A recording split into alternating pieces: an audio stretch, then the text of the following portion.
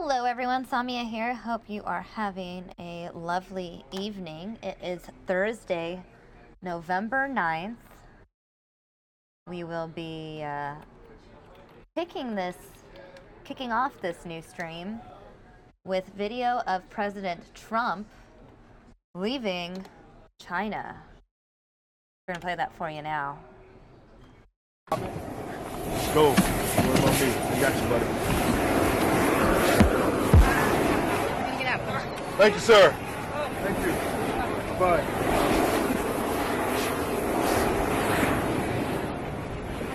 Look around. We got everything. Boom, boom, boom. We're all set.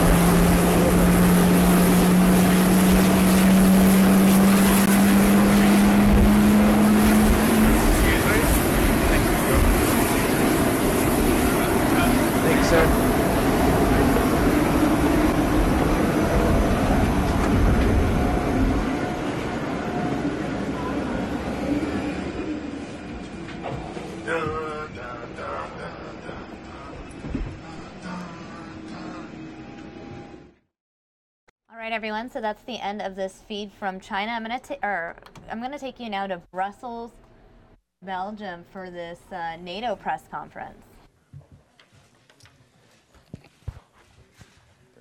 Okay, good afternoon, ladies and gentlemen. I'm very happy to introduce General Nicholson, Commander of NATO's Resolute Support Mission. He will say a few words, make a brief opening statement, and then take some questions. General. Thanks, Pierce. And thanks to all of you for joining us today. I know you've heard from both the Secretary General and the Secretary of Defense prior to my time with you. So I'll keep my remarks brief and we'll get right into the questions.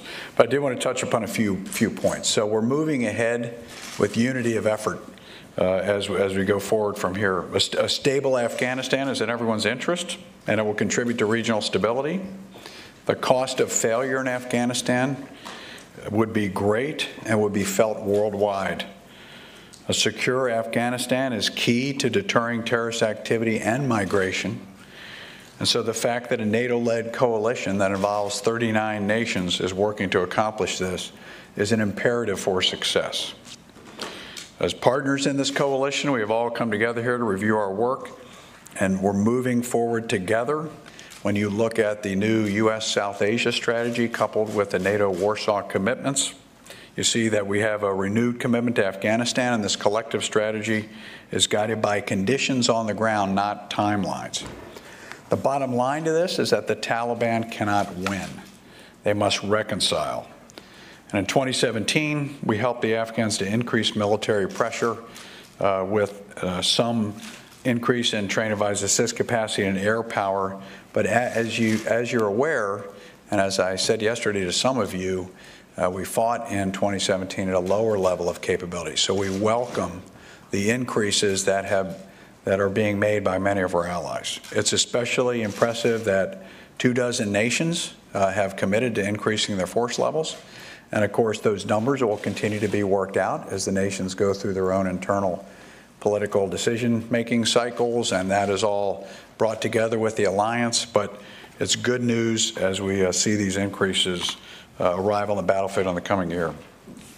So this year we saw some changes in how the Afghans fought on the battlefield. They were on the offensive in up to 6 core areas at a time, and this enabled them to achieve some local tactical successes in places like Helmand, Kandahar, Uruzgan, and Kunduz. We saw the enemy shift after their failure to take any provincial capital, shift to districts and attempt to maintain their relevance through suicide attacks. I'll point out that this is a sign of failure, the fact that they had to shift from trying to seize and hold new terrain to attempting to just inflict casualties to maintain relevance in their eyes. These recent spate of attacks that occurred in the last 3 weeks were an attempt by the Taliban at the end of the season to prove that they were still present and still capable of inflicting casualties. Sadly, the majority of these casualties were civilians and were not security forces. We'll work with our Afghan partners through the winter to maintain pressure on the enemy, even as they regenerate and prepare for the spring. Again, the Taliban will not be able to win in the face of this increased military pressure, this increased diplomatic pressure on the external enablers, and the increased social pressure that will come at the ballot box as elections are held over the next 2 years. So part of the U.S.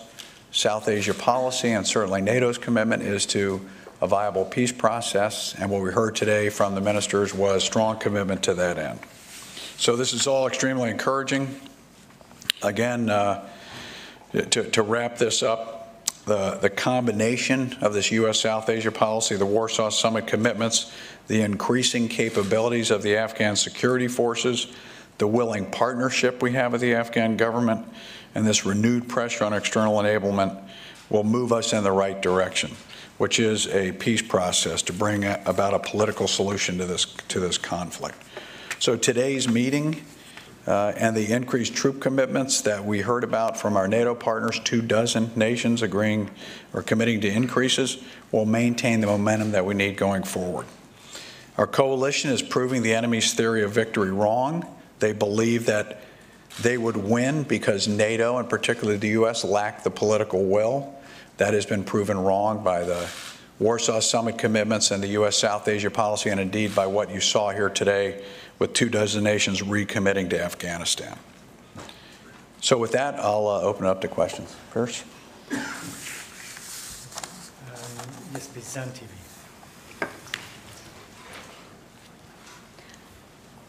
Speaking, Satara Hassan from Zan TV, Afghanistan. I would like to ask, because I find it very contradictory that we are talking peace and reconciliation process with the Taliban, and we think we are about to win, so they have to now reconcile. At the same time, we are also talking about protecting women's rights. So how are we going to ensure that we have reconciled and the Taliban would not take over what we have accomplished, or the women of Afghanistan accomplished through the 16 years, and would not take that away from them? Right. Thank you. So we are fighting and talking at the same time, and we're going to continue to do that. But we're also messaging the enemy that they cannot win. So the sooner they choose the path of peace, lay down their weapons, and rejoin society, the better for everyone. They'll stop bringing hardship on the Afghan people.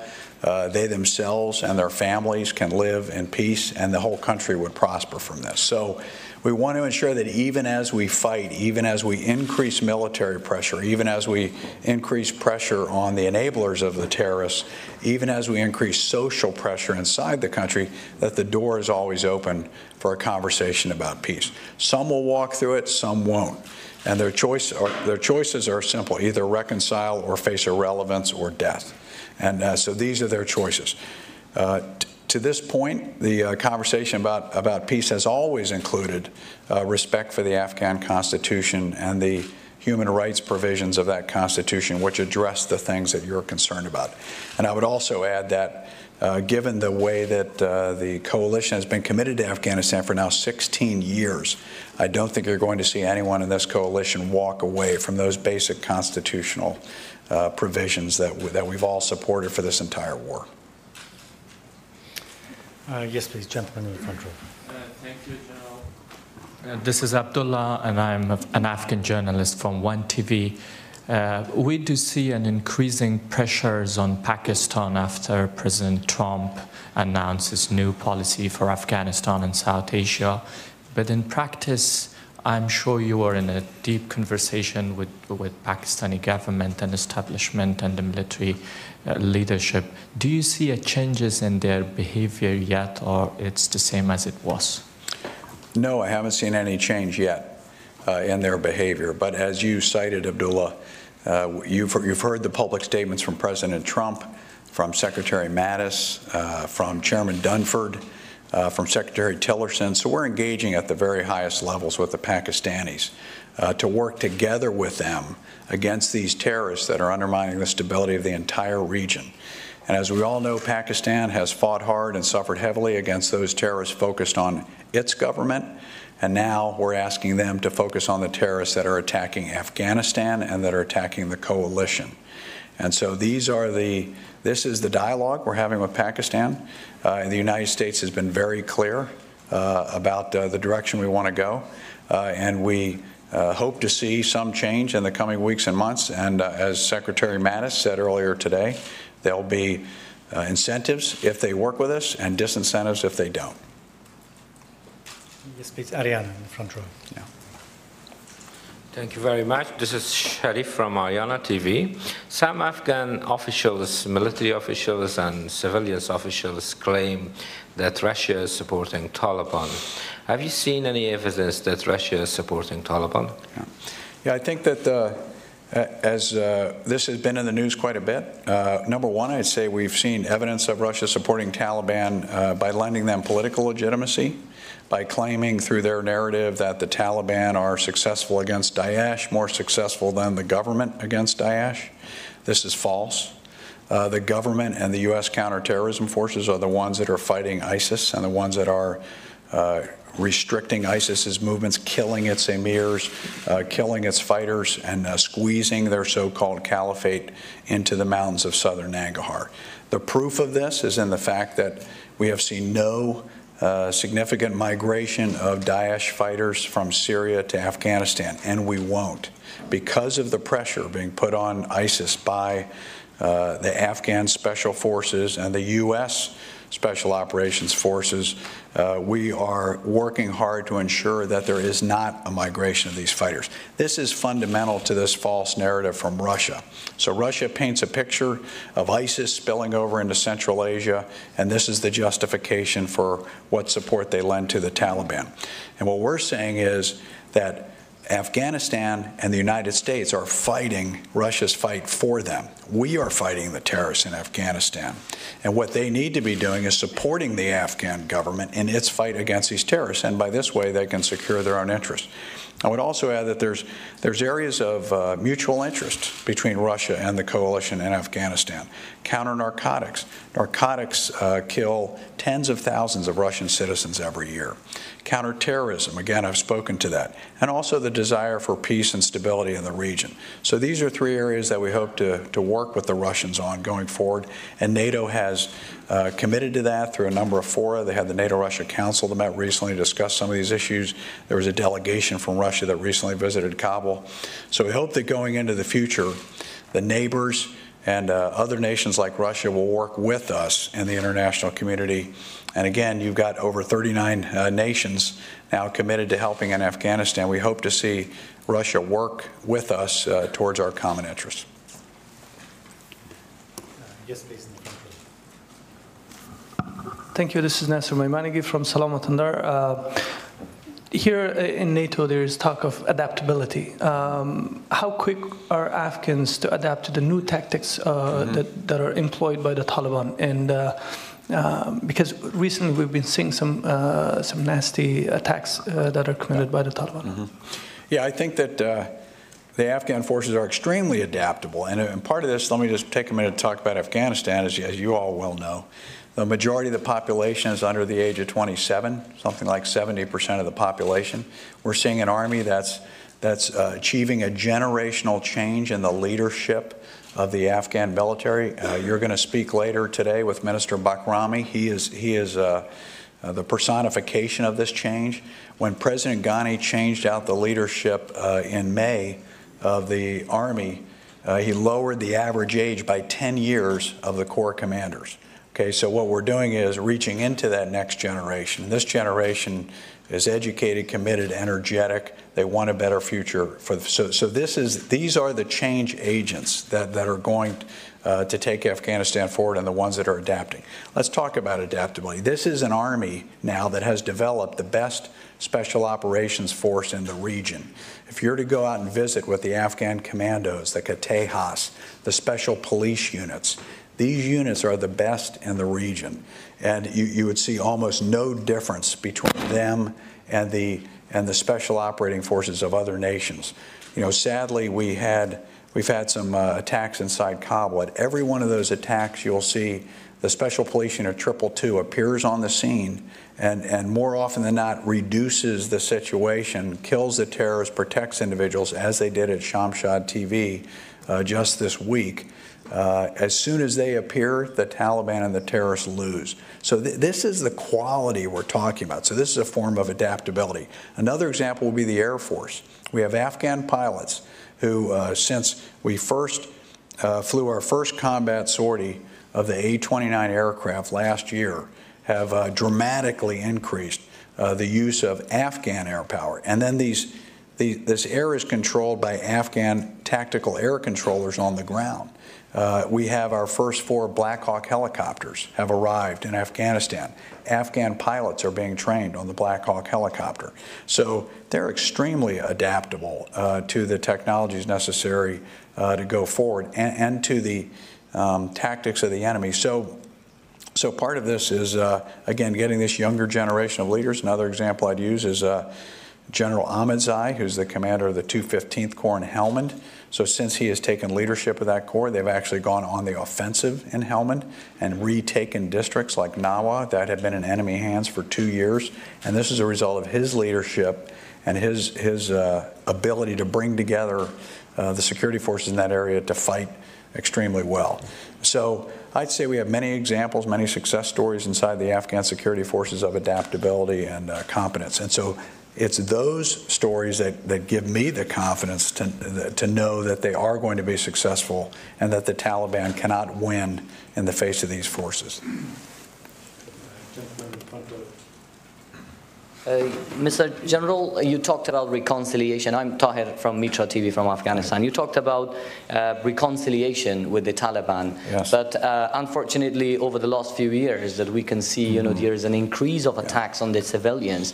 Each time we talk about reconciliation, they attack more mosques, they attack schools, restaurants, airport, whoever they see. So unfortunately, the Taliban actually perceive this kind of reconciliation as in their own terms as begging. So in their statements, I mean, we can clearly see that they don't really obey to any sort of, that way of narrative. So my question is there like, a plan B in case if they don't really abide by that rule, which they haven't so far? Is there really a strict and firm a stance against them going to be taken? Right, thanks, Ty. So the 4-year roadmap that President Ghani designed and put out last year lays out a process by which the government expands control over the population and the territory of the country. So this is the base plan which drives the enemy to either reconcile or face irrelevance. And so the point here is with the doubling of the commandos and the tripling of the Air Force and with the addition of NATO and U.S. advisors, the U.S. advisors going down to the brigade and the Kandak level. This will increase the pressure on the enemy, and over the next 2 years, it will enable the Afghan forces to expand control of the country to 80%. So what this will have the effect of is driving the enemy out of those areas that are contested right now, about a third of the country, and into more remote areas where, frankly, they'll be irrelevant. And so their choices are either to reconcile or live in irrelevance in less than 10% of the country, or frankly, to die. And this is what they face. With the pressure on their sanctuaries in Pakistan, they will be put in really a position of having to return to Afghanistan and face one of these three choices. I'm very encouraged by the social outreach we see that's occurring. When I visit Kandahar and meet with many of the tribal leaders there, many of whom have members of their tribes in the Taliban, they say they are engaged in a dialogue. The Taliban are tired of war. They're disappointed with their leadership. Remember, their leadership is turned mainly to criminal activity. So the Taliban has turned into an organization that profits from the drug trade, and this is one of the motivations that their leaders have for continuing the fight. And they're very happy to send out these young men to die while they profit from the narcotics trafficking, the illegal mining, the extortion networks, the kidnapping. This is what the Taliban have become. And so as this pressure is applied in the country, those young people that are joining the Taliban will have a choice to make as well. I think, to your point, though, there needs to be a conversation, a social outreach within Afghanistan with the Taliban, and so this is an Afghan conversation. It's not one that I'm involved in, but this needs to occur in terms of bringing them in, convincing them of what the future looks like, and show them how their future would be better by joining society and not remaining on the outside. So it's an extremely important issue, and there does have to be a bit of social mobilization, if you will, that needs to occur on the peace effort, and we are beginning to see some signs of it with the peace shores around the country. Thank you. We have time for one more question. Vladimir. Thank you very much. Vladimir Dobrovolsky from Russian news agency RIA Novosti. General, you said that you expected Russia to work together with you, pushing the common interests. How do you think it is possible, taking into consideration NATO's decision to suspend all practical cooperation with Russia and on Afghanistan between other issues? Thank you. Yeah, I thank you for the question. So, international relations, of course, are very complex. There's areas where we share common interests and areas where our interests will differ. I think Afghanistan is one of those areas in the three categories I mentioned: counter-narcotics, counter-terrorism, and peace and reconciliation in Afghanistan, where we share interests with Russia. And so our hope would be that we can work with Russia to secure our common interests. This would only be good for all of us: greater stability in Central Asia. It would reduce migration. It would reduce the potential for terrorists emanating from the region, and it could benefit all nations economically, and it certainly would be better for the Afghan people who have suffered enough after 4 decades of war. So I think it is possible to compartment certain issues, and I would hope that can happen with Russia and NATO working together on what's best for the future of Afghanistan. Thank you.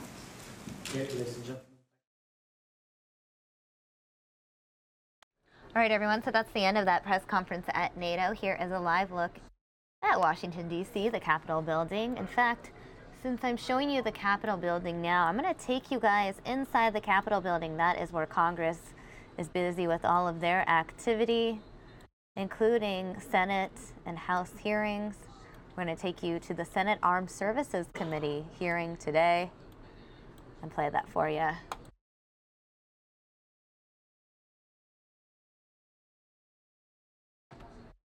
Logistics and Material Readiness. Mr. R.D. James to be Assistant Secretary of the Army for Civil Works.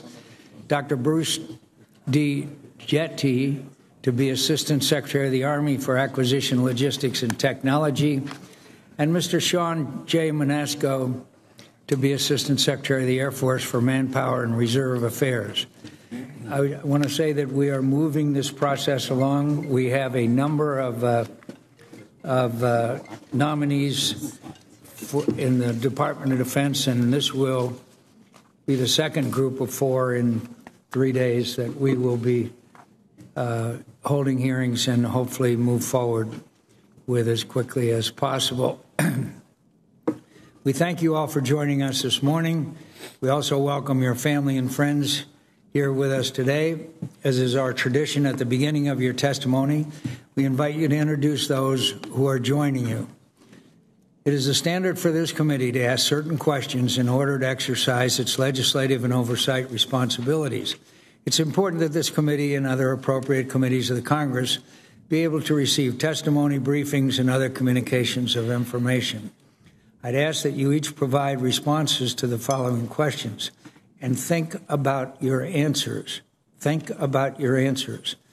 The other nominees have come before this committee and they have not complied with the answers that they have given, which is a source of frustration, which caused us to have to hold nominees until we got the kind of cooperation that the Constitution says we are required to have. So, have you adhered to applicable laws and regulations governing conflicts of interest?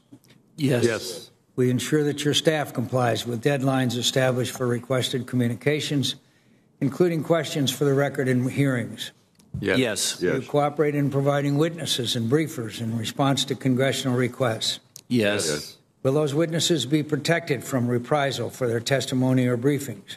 Yes. Yes. You agree, if confirmed, to appear and testify upon request before this committee? Yes. Yes. Do you agree to provide documents, including copies of electronic forms of communications, in a timely manner when requested by a duly constituted committee, or to consult with the committee regarding the basis for any good faith delay or denial in providing such documents? Yes. Yes. Have you assumed any duties or undertaken any action which would appear to presume the outcome of the confirmation process? No. Yes. Thank you.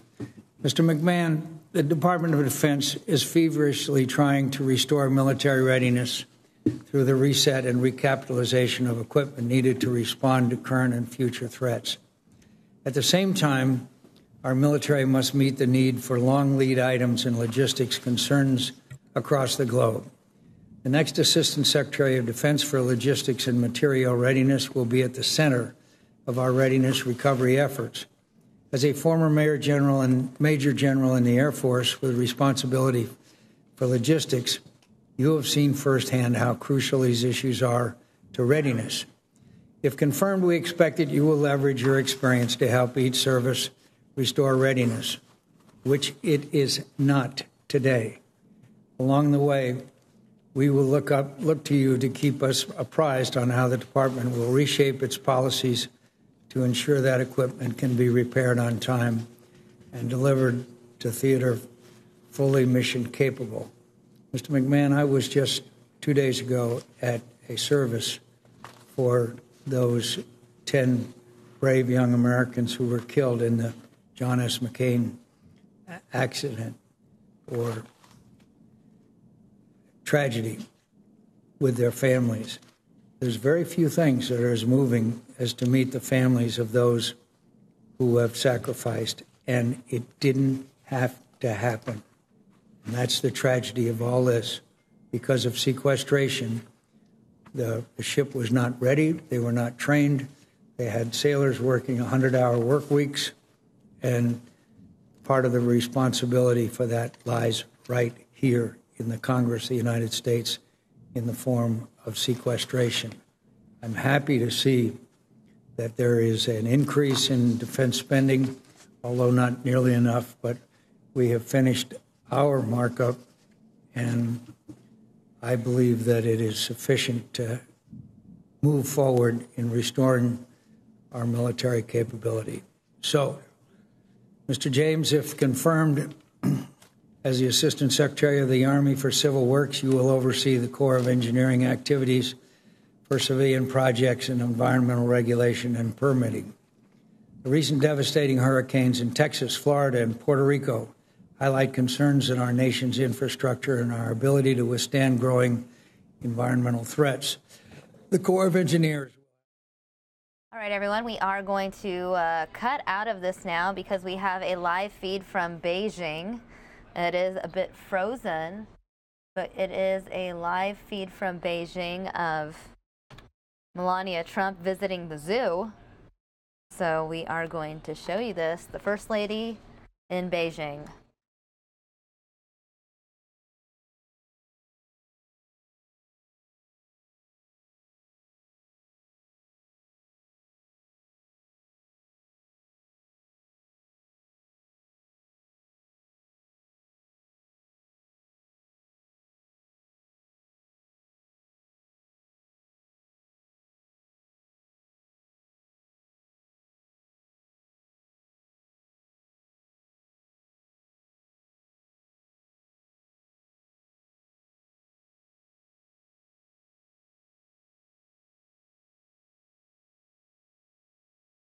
Eventually, this feed will become unfrozen. We'll actually see something. I'm just going to keep it up on the screen for now, though, because any moment we could see Melania Trump at the zoo in Beijing. Stand by.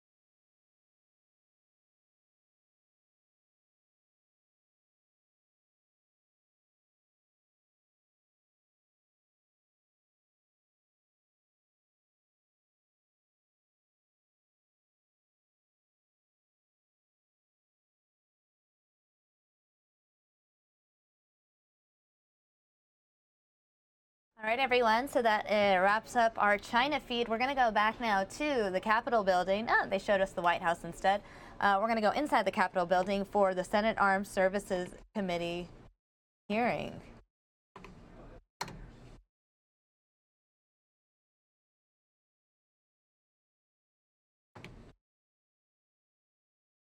Our adversaries rapidly modernize their forces.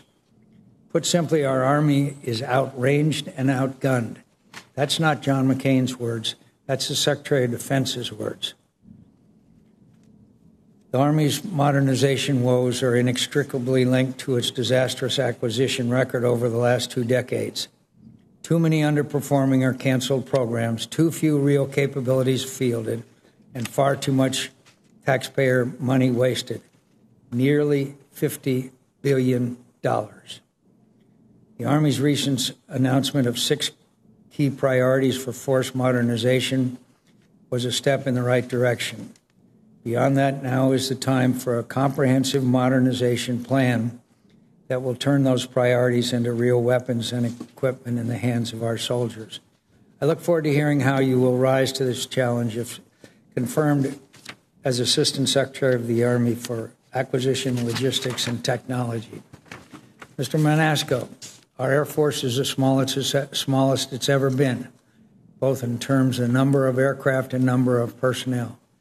Mr. Manasco, do you know how many F-18s are not operational? What percentage? Senator, I do not. Well, I can tell you it's 60%. Our Air Force, as I said, if confirmed as the Assistant Secretary of the Air Force for Manpower and Reserve Affairs, you will be charged with turning around the Air Force manpower deficit. The President's request for an active duty in strength of 325,000 airmen falls 25,000 short of the requirement articulated by the Air Force Chief of Staff. Your challenge is to be as innovative and forward-thinking as the airmen you will be leading. You must ensure manpower and personnel policy decisions are firmly linked to a coherent strategy. Just 3 years ago, the Air Force kicked out 20,000 of its airmen. That's the kind of short-sighted decision-making we can't afford. If confirmed, this committee will expect you to be an advocate for sound, strategy-driven policy. Our airmen deserve nothing less. I thank our witnesses again for their willingness to serve and look forward to their testimony. Senator Reid. Well, thank you very much, Mr. Chairman. And let me join you in welcoming the nominees and thank them for their willingness to serve in these important positions at the Department of Defense. I would also like to recognize and thank the families of the nominees for their support of your willingness to serve on behalf of our men and women in service. And Mr. McMahon, you are nominated to serve in the role of Assistant Secretary of Defense for Logistics and Material Readiness. If confirmed, you will be the principal sustainment advisor to the Secretary of Defense and will be responsible for ensuring that our warfighters are properly supplied and have their equipment reliably maintained. It is my hope that if you're confirmed, you will focus in particular on reducing the significant maintenance backlogs across our organic maintenance facilities and improve the performance of spare parts delivery between the Defense Logistics Agency and the military services. Mr. James, if confirmed, you will be charged with overseeing the Army Civil Works program and will be responsible for flood damage reduction at a time when our nation has been hit with an unusual number of hurricanes and other natural and man-made disasters. You will need to work in close coordination with the Chief of the Army Corps of Engineers to oversee matters of national importance such as the conservation and development of our country's water resources, our water supply, protection of our shores, environmental restoration efforts, and many other issues ranging from harbor navigation to hydroelectric power. Mr. James, I have 2 areas of concern regarding your nomination that I hope you will address today. First, how will the U.S. Army Corps of Engineers plan, account for, and adapt to flood risks in their project designs, given the recent decision by this administration to rescind an executive order related to federal flood risk management standards? Second, Mr. James, I'm interested in knowing if you will recuse yourself from any potential conflicts of interest regarding Army Corps projects in the St. John's Bayou, New Madrid floodplain and Birds Point's New Madrid floodway, given your family interest in those areas. Dr. Jett, If confirmed, you will be taking on an important role to try to improve Army acquisition programs. Since the passage of the Western Systems Acquisition Reform Act of 2009, program outcomes have improved due to more emphasis on testing, early engineering and design work, and better estimating of program costs. But we all know more needs to be done, especially as the Army tries to position itself to deal with a growing spectrum of threats, including potentially dealing with peer adversaries, and also tries to keep up with the accelerating pace of global technological change. I look forward to hearing how you plan to start taking on these challenges. Mr. Manasco, if confirmed as the Assistant Secretary of the Air Force of Manpower and Reserve Affairs, you will face many challenges in ensuring, first and foremost, that the Air Force has adequate numbers of ready and trained airmen of sufficiently high character and talent to meet national defense objectives. The Air Force is facing a pilot shortage in some ratings and must change the culture of offering the maximum bonus to every pilot, regardless of platform, if it expects to be able to influence recruiting and retention behavior going forward, as well as consider increased use of warrant officers and enlisted personnel to fill pilot positions. In addition, I am concerned about the Air Force's recent announcement of a 100% promotion rate to major, regardless of performance, which will come at both a qualitative and quantitative cost. Mr. Manasco, I'm interested in any views you have on these issues and any others. Again, I would like to thank all of you for your willingness to serve our nation, and I look forward to hearing your thoughts and ideas. Thank you very much, Mr. Chairman. I thank you, Senator Reid, and I thank our witnesses again for their willingness to serve and look forward to their testimony. First, though, I'd like to extend courtesy to our colleague from Missouri, Senator Blunt, who would like to introduce Mr. James. Thank you, Chairman. Thank you for your leadership of this committee and your decades of incredible and dedicated service to the country. It's a privilege for me to be here today to introduce R.D. James. He's been a friend of mine a long time. He's been nominated to serve as the Assistant Secretary of the Army for Civil Works, which oversees the Corps of Engineers' non-military programs.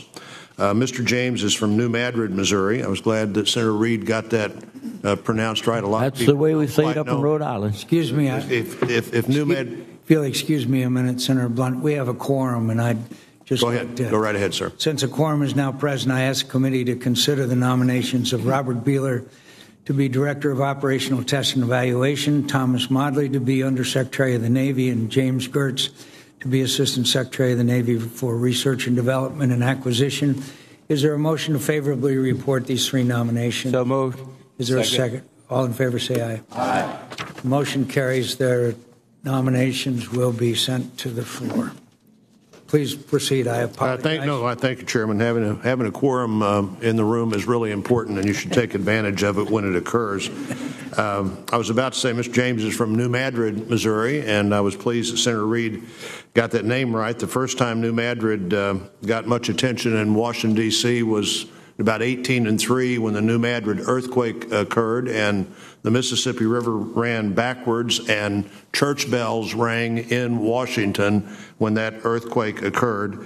Mr. James does not have a lot of earthquake potential. He is a very solid guy who is going to do this job in a way that brings his deep understanding of our nation's water resources and needs with him. He's a civil engineer, a farmer, a small businessman, and because of that, he has the perspective of someone who knows firsthand the importance of the role the Corps of Engineers plays in civilian projects. For the past 36 years, Mr. James has served as a member of the Mississippi River Commission. That's a confirmed by the Senate commission, and providing advice to the Congress, several administrations, and to the Army Corps. His vast experience with our nation's most significant waterway and decades of leadership on flood control and navigation issues has prepared him to effectively take on this job. I know Mr. James believes, as I do, that our nation finds itself at a pivotal point where we must decide to make smart investments in our nation's critical infrastructure or else lose our competitive advantage in a world economy. As the administration continues to develop its infrastructure proposal, it's vital that we have a strong voice for our nation's ports, flood control, and maritime infrastructure, so there is a comprehensive approach to our intercontinental transportation system.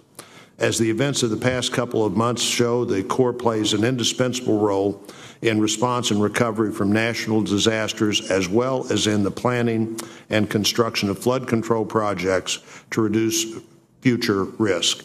I have full confidence in Mr. James. I think he has the knowledge and skills needed to provide the leadership for the Corps to fulfill this vital mission, and I urge your support of his confirmation and nomination.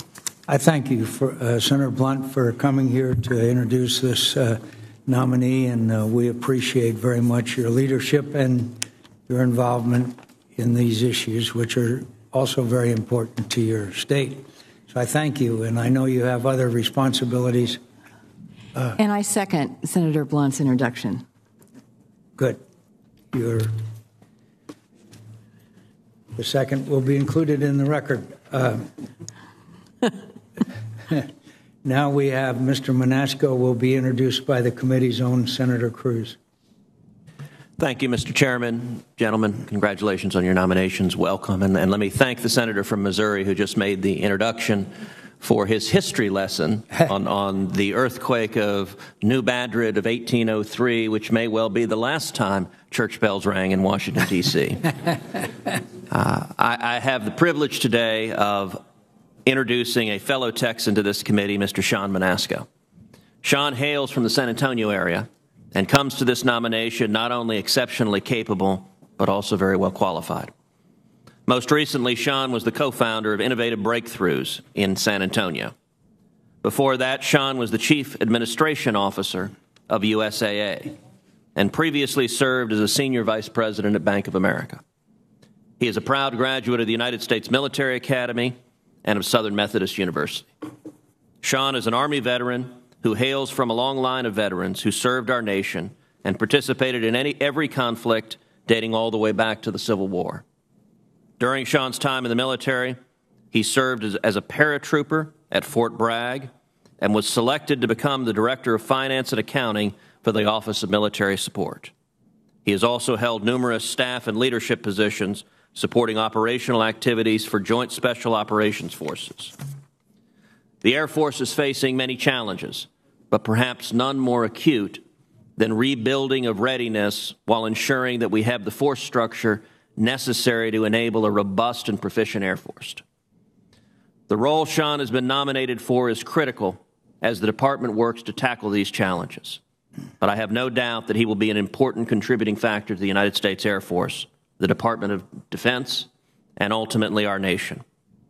Sean, thank you for being here today. Thank you for your willingness to continue serving, and I look forward to your confirmation. I thank the senator, and we'll begin. Mr. James.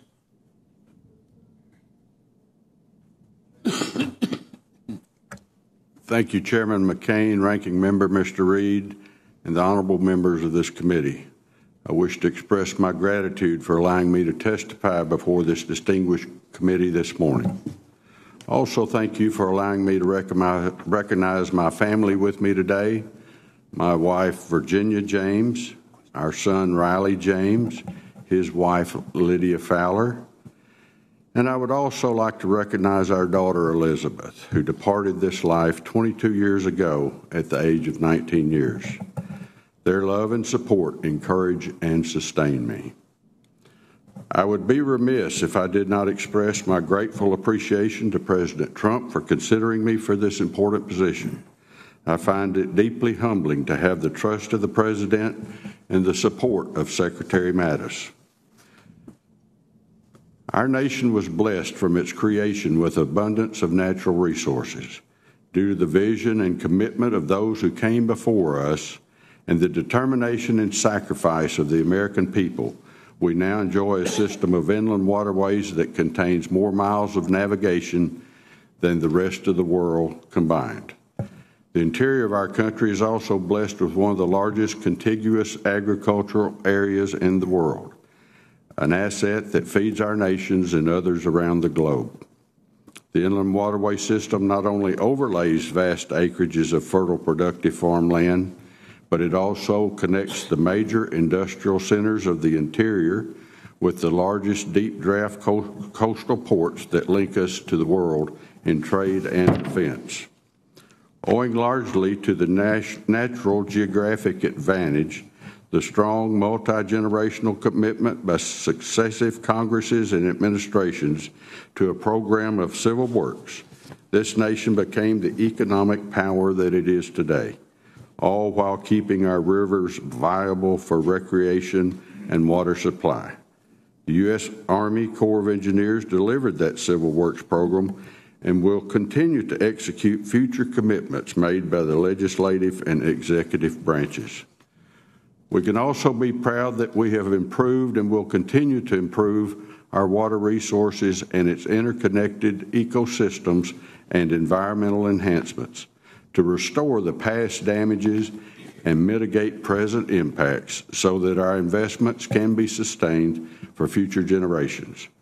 In addition, our U.S. Army Corps operated hydropower plants that contribute more sustainable energy to our nation than any other generations of power by renewable projects. Acknowledging all infrastructure investments made throughout our history, my experience as a civil engineer on the Mississippi River Commission has demonstrated that much of our infrastructure investments and commerce would not remain viable without reliable flood control infrastructure to provide protection. I deeply appreciate the opportunity to sit before this committee. If confirmed, I look forward to engaging and working with you, Mr. Chairman, and all the Congress to address the vital navigation, hydropower, flood control, and environmental sustainability challenges of our nation. I hope to be part of our generation's legacy in continuing the nation's commitment to delivering world-class infrastructure and maintaining our economic advantages. I'm grateful for your consideration of my nomination, and I look forward to your questions. Thank you. Mr. McMahon. Thank you, Chairman McCain, Ranking Member Reed, and members of the committee for your consideration of my nomination to be Assistant Secretary of Defense for Logistics and Material Readiness. I'm honored to be before you today. I am humbled that President Trump and Secretary Mattis have nominated me for this opportunity to once again serve our nation, and I wish to thank both of them for their confidence in me. I also want to thank Senator Perdue, Secretary Perdue, and Congressman Austin Scott for the support and encouragement they've given me during this process. Most importantly, I want to thank my family for their love and support. Today, sir, I'm joined by my wife, Hope, a career civil servant for the Department of Defense. Welcome.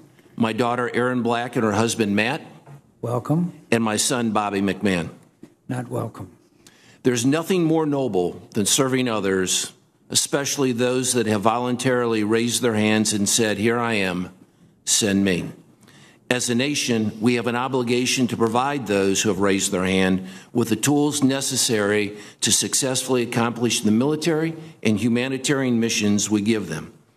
If confirmed, I look forward to working with Secretary Mattis, Undersecretary Lord, and the rest of the Department of Defense team to ensure those brave warfighters have what they need to defend this nation. As the guardians of the nation's freedom, we must always be ready to fight and win tonight.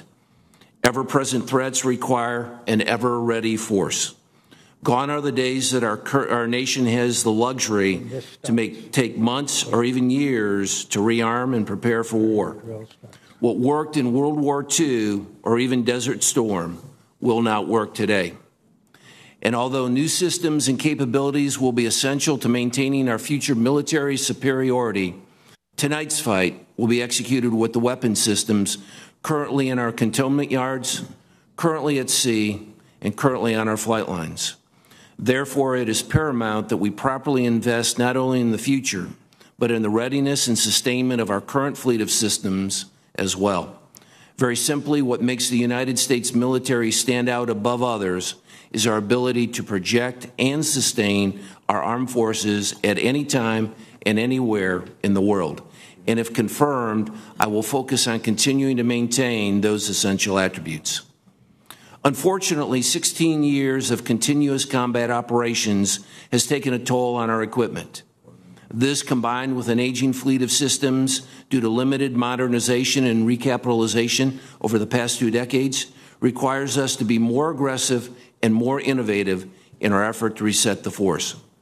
If confirmed, I will work with the Congress, the services, and with our industry partners to refine our current processes, enhance our organizational relationships, and revise our current policies and regulations, all with the goal of optimizing our readiness and lethality while ensuring we maximize the value of every tax dollar spent.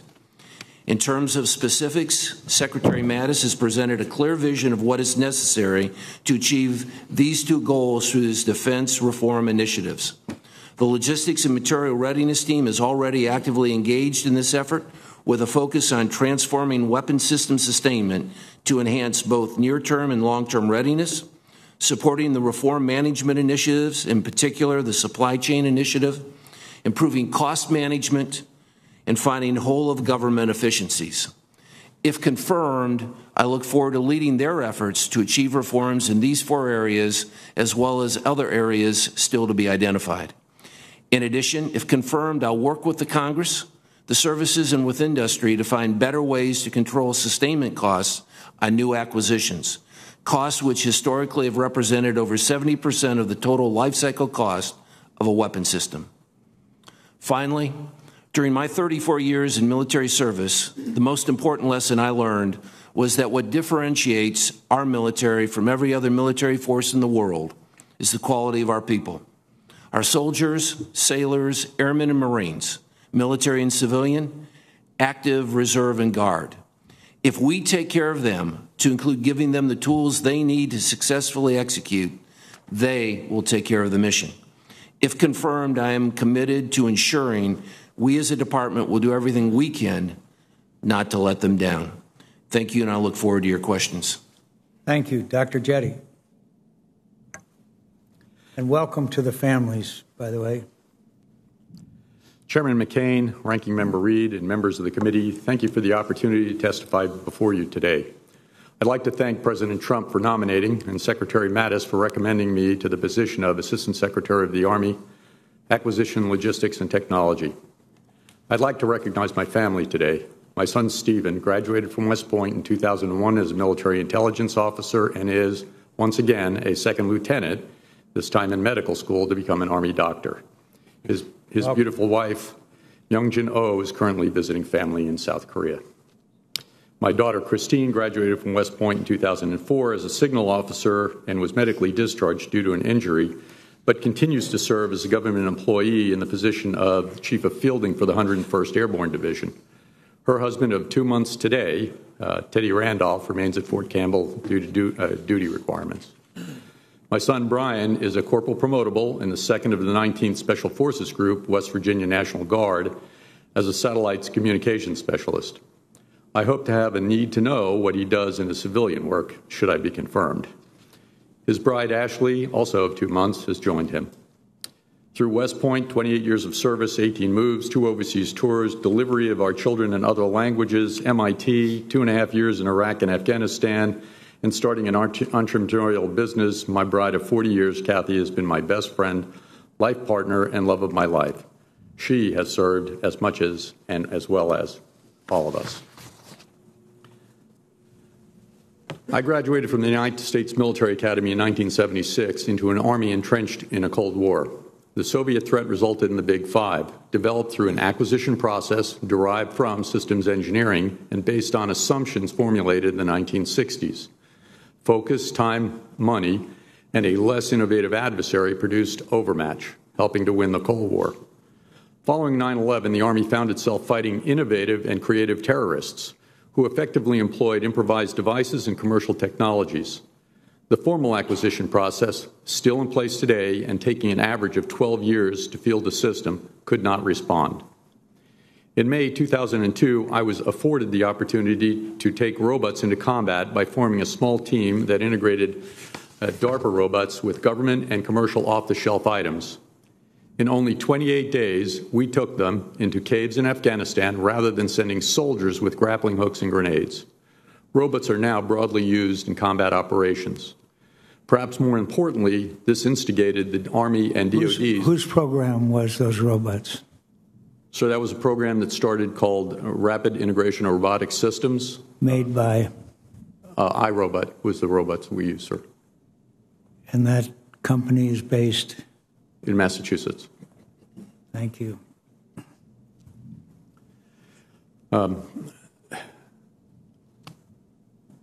Perhaps more importantly, this instigated the Army and DoD's rapid acquisition model.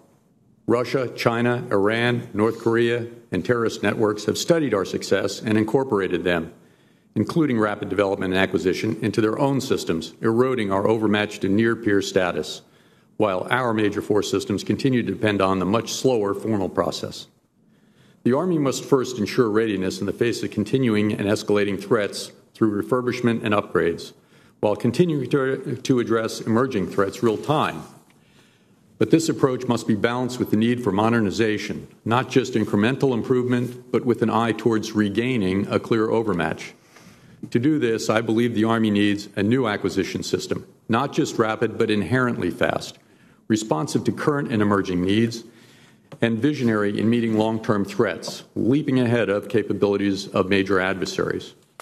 Army senior leadership has posed forming cross-discipline teams to bring together technology development, requirements generation, and acquisition.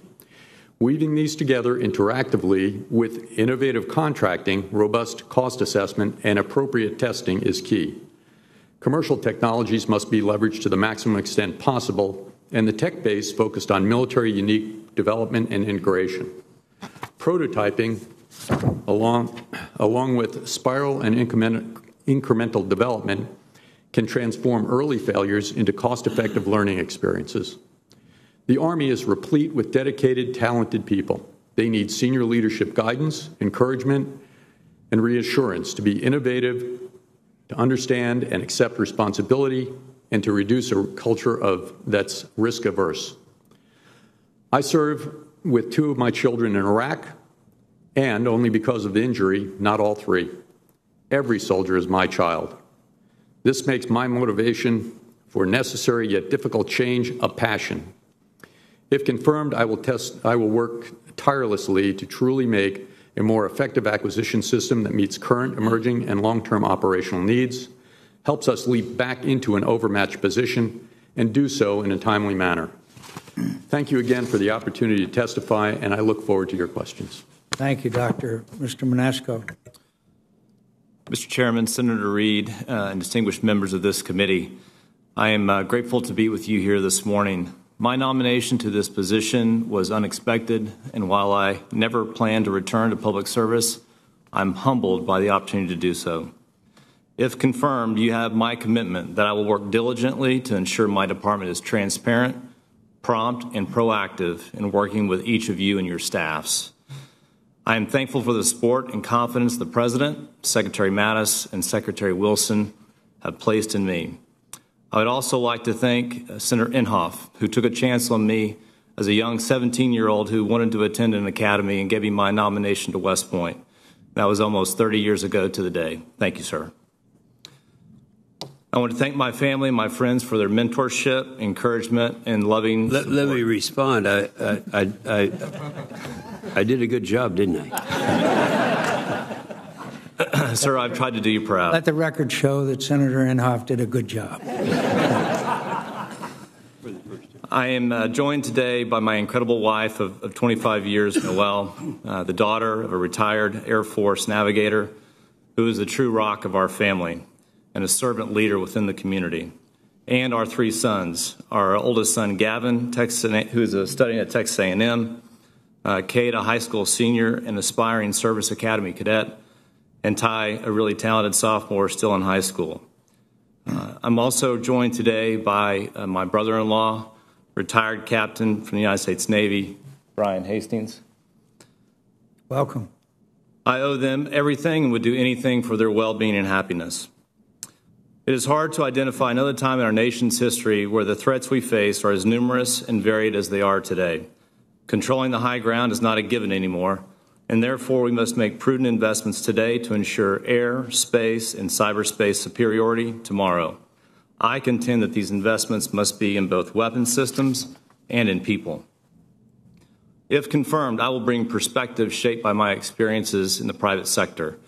My focus would be on critically evaluating existing practices and integrating the best thinking from industry. All of this to best serve airmen and to increase the strength and the lethality of the force. For the Air Force and the armed services more broadly, success today and in the future will be determined by our ability to win in the war for talent. Winning in a hyper-competitive labor market will require us and challenge us our conventional philosophies and our methods in how we attract, develop, and overall manage talent. I am convinced that all great organizations, people and culture are key differentiators. This is certainly true of our Air Force. So if the strength of our Air Force is in our airmen, the strength of our airmen is in their families. The family unit is a critical component of overall readiness and talent retention. I have witnessed the strain of war on families firsthand through my sister, her active duty husband, and her 3 wonderful children. War leaves a profound mark on these families, and we owe them even more support. You see, I come from a long line of service members, past and present, dating back to the Civil War. My grandfathers fought in World War II, and members of our family have been involved in every major conflict since. As a young paratrooper, I depended on the Air Force countless times to get me over the drop zone and, when deployed, to protect my soldiers and myself from any threat above. Never once did they fail me. If confirmed, I will do everything I can to not fail them. I thank you for your consideration and look forward to answering your questions. I thank you. Mr. Manasco, while we're on the subject, the Air Force is currently short approximately 1,500 pilots and counting. That is not, that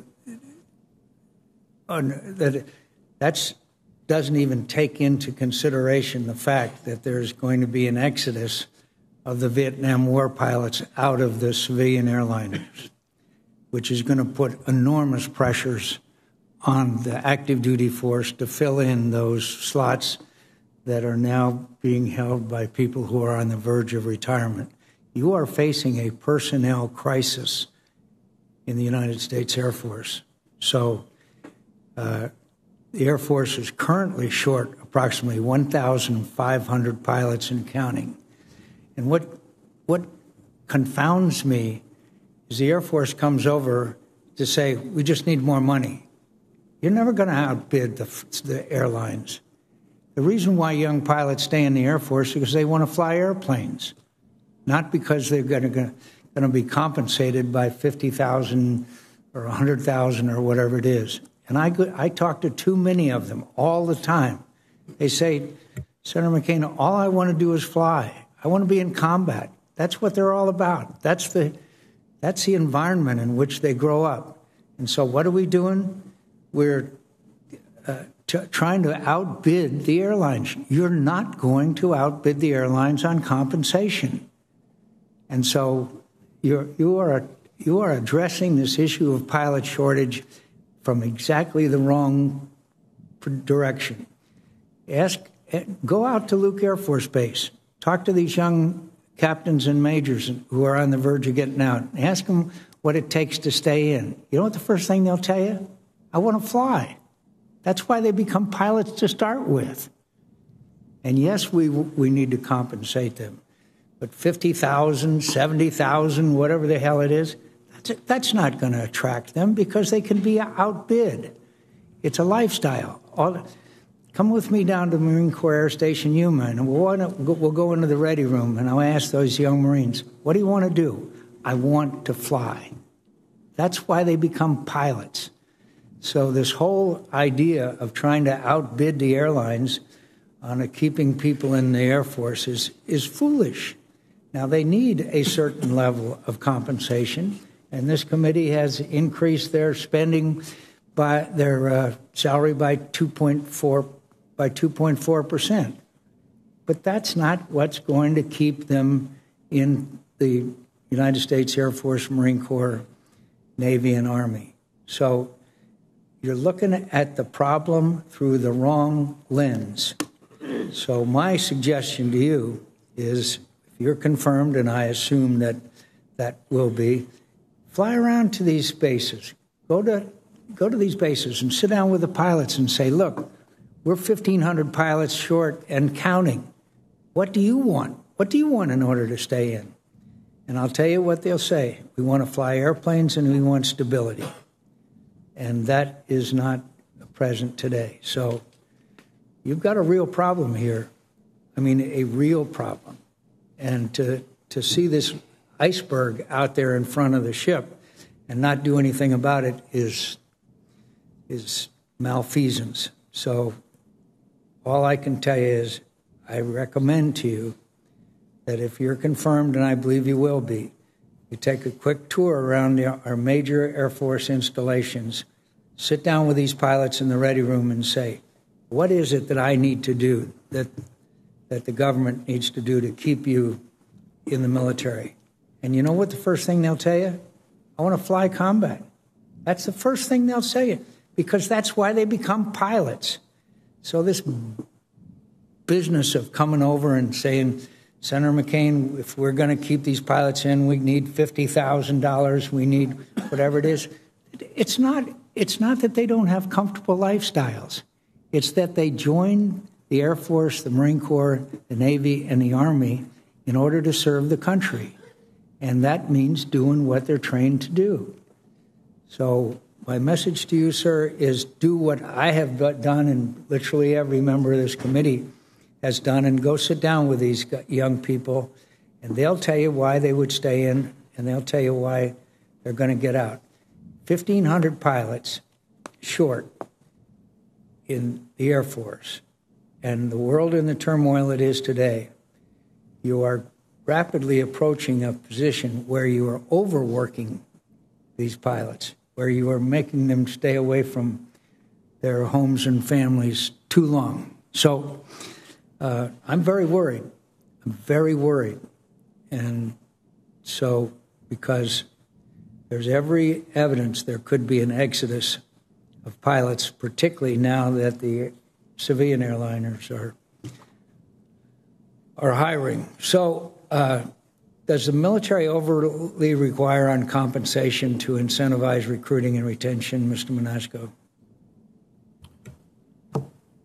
Sir, if confirmed, I will do just as you described. And I, too, believe that compensation is not the sole answer by any stretch. And I agree that it is part of the answer, but it's not the only answer, okay? Dr. Jetta, one of the most disappointing aspects of my time here, and I know I speak for my colleagues, is these terrible cost overruns that have characterized acquisition for the last years that we have been here. The Army has squandered over $40 billion on failed acquisitions. Future Combat System, $20 billion. Comanche helicopter, $5.9 billion.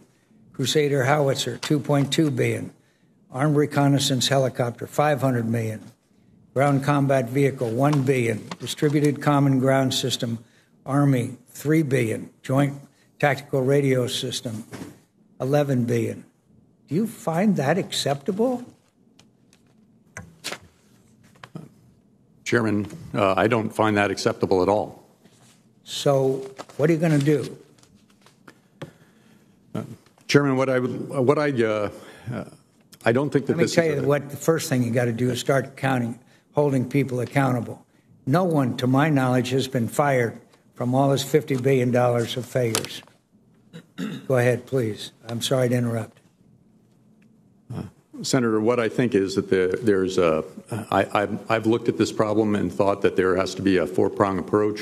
We need to manage the budget in a constrained fiscal environment, so we have to understand what money we do have and not plan on just solving any problems. And you do understand that it undercuts the members of this committee's commitment to spending more money on defense when we're wasting $50 billion. Absolutely, sir. I get to pay some of those taxes on the outside, so I'm much on your side. I believe we need to develop and implement, and I mentioned in my earlier remarks, develop and implement a more responsive acquisition system. I think a portion, but not all, of the problem stems from that. We need to develop and manage our human resources. This goes to your point about accountability and making sure they're properly trained and developed and held accountable for the things that come out. Well, let me tell you a quick story. When there was a $2 billion cost overrun on the Gerald R. Ford, I asked this chief of naval operations whose fault that was, and he said he didn't know. Sure, I hope to bring some of the things I've learned in the 12 years outside of the military and commercial industry to bear on this problem. We have a system as part of the acquisition process which is fundamentally based upon process, and in fact process is the most important piece of it. You can complete a process and not have an outcome that's worth anything. We'd be interested in your views of the continued attempts at reform and acquisition in this bill this year. Well, not right now, but for the record. Okay, sir. Good. Good. Thank you for your witnesses and their families, and thank you for their service. Senator Reid. Thank you very much, Mr. Chairman. Mr. James, I mentioned in my opening remarks the project in St. John's Basin in New Madrid, $165 million, Corps of Engineers, and I understand that you have business and property interests in the area. Would you commit in writing to recuse yourself from any involvement in this project and other projects if you have a conflict of interest? Absolutely, Senator. Now we're talking about the St. John's project. St. John's Basin, New Madrid. Yes, sir. Pardon me. Yes, sir. I've been recused from that project for many, many years as a member of the River Commission, but I would sign another recusal statement if confirmed as ASA. Yes, sir. And there might be other occasions in your tenure where projects would come up where you would have the same situation, and we would expect, at least I would expect, that you would similarly recuse yourself. Is that a fair understanding? If that were to happen, that's my understanding, yes, sir. Thank you, sir. As I mentioned also in my opening remarks, 10 days, ironically, before Hurricane Harvey, the administration withdrew executive orders that basically asked the Corps, among other agencies, to take into consideration flood risk mitigation, et cetera.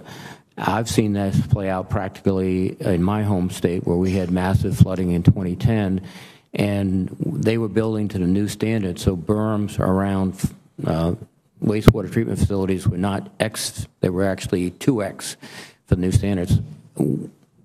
After Harvey, after the flooding in Florida and Puerto Rico, are you going to take into consideration this trend in your work with the Corps? Sir, if confirmed, I definitely will take in this trend. As you know, sir, that the hurricane flooding and the structures that help reduce risk and devastation from hurricane flooding is much different than from riverine flooding. I'm not as familiar as with those systems from hurricane flooding, but I promise you I will get to speed on that right away and report back if necessary. Thank you very much, Jim. Just a final point quickly, but you have in your experience, which is extensive, seen increased the rivers rising. Is that fair? It's just over time you've seen the major rivers rise? I can't really say yes to that, sir. We had a major flood in the Mississippi Valley in 1937, only surpassed by the flood of 2011. I have seen more severe and more frequent storms occurring, which I think may address what you're talking about. And yes, sir, I believe that's correct. Thank you very much, sir. General, one of the areas that you have many to overlook is the Defense Logistics Agency, and one of the issues that we always hear about when we go out and visit forces in the field is spare parts. And can you just briefly touch upon what you think you can do to expedite the flow of spare parts to units? Senator, I appreciate the question. There are two things that we can do. First is have a better understanding of what the requirement is and understand from the customer, our services, what it is that they need. And then secondly, take a more collaborative approach to making sure that we're stocking what those requirements are. And that has to do with, first of all, being able to have adequate funding to be able to support that. And then secondly, ensuring that we have the appropriate contracts in place to be able to deliver on a timely basis. Thank you very much. Dr. Jett and Mr. Manaska, I was tempted for a moment for my first question to ask Schofield's definition of discipline, but I will not. Sir, we could both recite. I know you could. That's why I'm not going to ask. Okay. I completely understand. Dr. Jetty, one of the issues that comes up in your new position is actually the capacity in terms of workforce and acquisition professionals to get the job done. Do you have any sort of sense as you enter this position that we're under capacity, we don't have the skills necessary, and that's one of the problems with acquisition system? Yes, Senator. I think that I've taken a look at, I was in the Army Research Lab, I've been in the RDEX, I've been in program offices, and I have had to deal with them from the outside as well. In short, I believe that we have many, many good people. I think that there are problems with skills development and skills implementation and skills accountability. I think there's also a difficulty with distribution of those skills. We have some of the wrong skills for what we need now. So I don't need a welder, I need a cyber guy. And I think that there's also a big problem with distribution as to where what they're doing and where they're put. And that would be one of your first priorities, is to reallocate and to enhance capability in the contracting force? Yes, sir. Thank you very much. And Mr. Manasco, you know, your experience in the Army, you've seen the value of warrant officers, particularly flight warrant officers. We have for years been trying to convince the Air Force that they can use warrant officers effectively. We've seen a little progress in terms of their drone program, where they've been shifted into some of these platforms. But is that a possible way to deal with the issue that General McCain pointed out, the shortage and the acute shortage of pilots? Senator, I'm aware that the Air Force has looked at the warrant officer program that the Army utilizes, and I have benefited from those skilled pilots. I think the opportunity for us is to step back and to, as Senator McCain said, look at this holistically. Retaining technical talent is of critical importance, I would argue, for the Air Force and all of the services. So by whatever means we need to leverage to do just that, I would be open if I'm confirmed. And the other point, the final point, is that it's startling to discover that 100% of majors that wish to stay on active duty captains will be promoted to major. Just a normal bell curve, that's going to capture some extraordinary individuals, but also on the other end of the curve, people that you're going to be wondering why they're majors. What can you do about that? Senator, I was caught off guard by the headline when I first read it, but as I have sat down with the Air Force, as I understand it, what this is really about is we went through a force shaping exercise for this cohort before, and what we're currently talking about is they are eligible for promotion if they're fully qualified, and I know those boards are set to meet here very soon. But this is a short-term, I would say, tactic. But the most important thing is we need to promote people to field grade officers who are deserving of that very important promotion. How do you know whether they're deserving or not if you promote them all? Sir, as I understand it, if you're 100% qualified, you can go in front of the board. So I would leverage the board structure as the Air Force has it and let those individual board presidents make those decisions. But I, too, would argue that this is a short-term measure, and we need to be better in our communication, or the Air Force should be better in its communication regarding what it is they're trying to accomplish and the means by which they're trying to get that done. Thank you, Mr. Chairman. Thank you. Sooner enough. Thank you, Mr. Chairman. Mr. McMahon, I understand you're a good friend of Senator Perdue's. Is that correct? Or at least he thinks you are. Sir, I would never argue with Senator Perdue. Yes, sir. All right. I have a statement from him establishing your virtues, and we want to enter into, on behalf of Senator Rounds, I want to enter this into the record at this point. Without objection. Mr. Manasco, it was 30 years ago.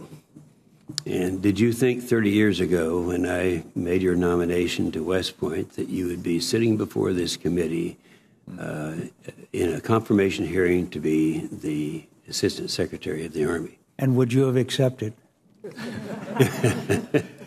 So the answer to your question is no. And I think as I reflected on it, it's the strength of this great country and stories such as mine and so many others for people who work hard and do the right things and are committed to serving others, that they can be afforded just amazing opportunities. And I feel fortunate to be here today, and I really stand on the shoulders of all those men and women that I've worked with over the course of my career.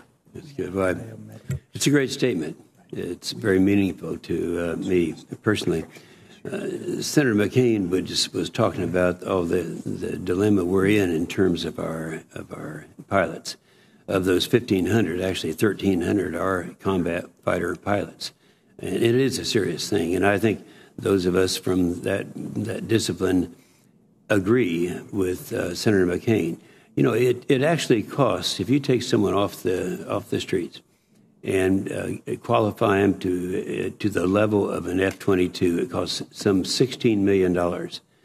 And when you think about that, the whole idea of bonuses is really is overstated in terms, and I agree with that.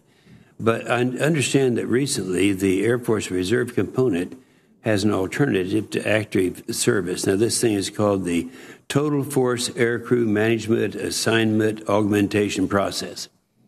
Are you familiar with this? Senator, I don't know that I am familiar with that, but it's a very long acronym. Yes, and I would be shocked if you were. However, they are out there doing they've increased their positions threefold. And it's something, is a new idea. And we've been talking about this problem that we have with pilots, and I would like to invite you to study that, talk to some of the reserve components, exactly how it works, and it might offer people in their careers to have the best of both. Would you do that? Yes, sir. I commit if I'm confirmed to do just that. Good, good. Mr. James, one of the best kept secrets when you talk about navigation ways is that we in Oklahoma are navigable. Nobody knows that. But we have the most inland waterway. We're up, the Port of Catoosa is real. Have you ever been to the Port of Catoosa? Sir, not only have I been to the Port of Catoosa, I judge the Port of Catoosa to be the most impressive inland port that I've witnessed so far. Yes, well, you and I had that discussion. I knew that would be your answer. But and so it's if you look, there is a problem in the Corps of Engineers that I kind of look at as a leadership culture with the Corps of Engineers at the district level. And you and I talked about this, but because of the uninformed district commanders rotate through their assignments very frequently, they sometimes struggle with getting long-term civil projects in the face of bureaucratic obstacles. Do you agree with that as a problem? Yes, sir, I do.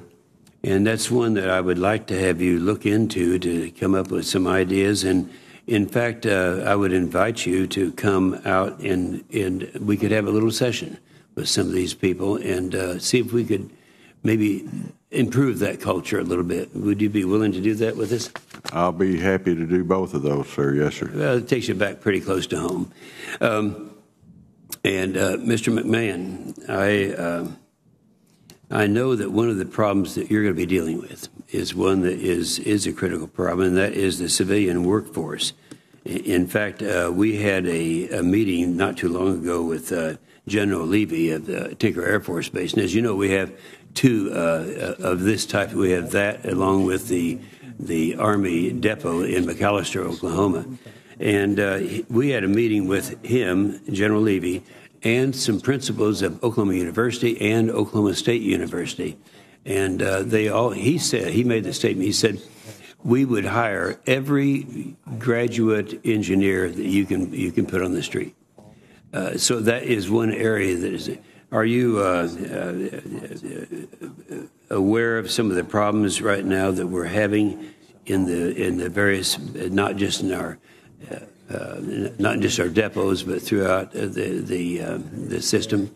And are you going to consider this a problem that you're going to be able to address? Senator, we have a problem in our nation with those coming out with experience in science, technology, engineering, and math. It's a problem exacerbated in our depots because of the focus from being a touch labor type environment to things such as software. So yes, sir, I'm aware of it, and if confirmed, it is something that I would work with the services in our personnel offices to ensure that we're trying to be able to acquire the amount of engineering support that we would need. Well, that's good. I knew that you'd feel that way, but it takes somebody in that position who really understands the problem to address it, and someone who has addressed it before. My time's expired, but one last thing with Dr. Jetty. You graduated from the academy in the middle of late 70s, is that right? Yes, sir. Wasn't that the time of our Hollow Force? Yes, sir. Are you aware that I had a hearing with the vice chiefs just a few weeks ago, and they have said we're back at the same stage that we were then in Hollow Force? I don't know. I don't think you have any reason to have known that went on, but it did. And so I just want to make sure that you remember those days, and those days are back to haunt us again. Senator, if I have anything that I can do, should I be confirmed into this position that can contribute to resolving that, I will do so. Thank you. Senator Sheen. Thank you, Mr. Chairman, and congratulations to each of you for being willing to take on these challenging positions, to be considered at this difficult time, and thank you to your families as well. Mr. James, I want to begin with you because I have a great appreciation for the Army Corps of Engineers. They have been very important in the state of New Hampshire in a number of projects, and particularly appreciate their commitment to their Civil Works plan. We have several dredging projects in the state, one in Portsmouth Harbor, one in Seabrook and Hampton Harbor. The Portsmouth Harbor project would impact the Portsmouth Naval Shipyard as well. They're both critical to the economy. They have safety implications. So can you talk about how you will ensure that economic impact and safety impacts are prioritized as the Corps is looking at those civil projects? Yes, Senator, I'll be happy to. The major ports that you're speaking of, I'm not that familiar of. Sure. But I do know that without those major ports to send our exports and add to our military defense around this country, our inland waterway system would be no good. That's the one I am very familiar with. I commit to you that I will look into those that you mentioned and be happy, if confirmed, to work on those with you, and we'll try to work those forward. Well, thank you. I very much appreciate that. And I think one of the challenges as we look at the funding that's available for these kinds of projects is that mid-sized projects, which often exist in smaller states, have difficulty competing with larger projects in bigger areas. So I hope you will look at that as well and ensure that those mid-sized projects get a fair shot at funding. Yes, ma'am. If confirmed, I most definitely will. Thank you. Dr. Jetty, you talked in your opening comments about the importance of innovation and how we encourage innovation. I assume you're familiar with the Small Business Innovation Research Program, and can you talk about how important that has been in driving innovation within the military? Senator, I believe that the SBIR program and Small Business Innovation Research Program within the military is actually on the order of $1 billion a year. That's a large amount of money, and it can be applied very effectively and very broadly. It gives you a chance to leverage funds that are also used in the commercial sector, and it leaves the participants with the ability to control their intellectual property and not lose it. It's a very useful and valued program, and if confirmed, I intend to pay special attention to it. I'm really pleased to hear that because it also affects small businesses very often, and if we look at how they drive patents and innovation, they are certainly much better drivers of innovation than large businesses. So it has that added benefit as well. Senator, I totally agree. I have a company that does research and develops patents, and if not for some of these programs, it would have been much more difficult for me to have been able to achieve the things we have. Thank you. Mr. McMahon, in your opening statement, you talked about leading reform efforts to end the decline of material readiness. Your statement talked about the point person that you will be for General Mattis's reforms. Can you talk about what specific recommendations you believe you could pursue to end the decline of material readiness while we still operate in this fiscally constrained environment that we're in? Senator, there's two things we can do irrespective of the level of funding that we receive, and that is be more effective with the dollars that we have in terms of our purchases and the contracts that we establish. Secondly, can you be a little more specific on that? I mean, I think we all want to be more efficient, but clearly, as Senator McCain said so well, we've not seen that happen in too many areas, and so how specifically do you see making that happen? Senator, when we look at our supply system today, we essentially have 5 different supply systems, one for each of the services and one for the Defense Logistics Agency. Each of the services have done continuing a better job of being able to procure, but the more contracts that we can do across the entire DoD enterprise and then look at whole of government, we can continue to drive down costs. There are some initiatives in particular in whole of government that we look beyond the Department of Defense that are in their initial stages that will help benefit us. And so that will make us more efficient. The other thing that we can do is do a better job of identifying priorities and requirements for our services, what they need to make sure we're buying the right thing to begin with. And if confirmed, I'll focus on both of those.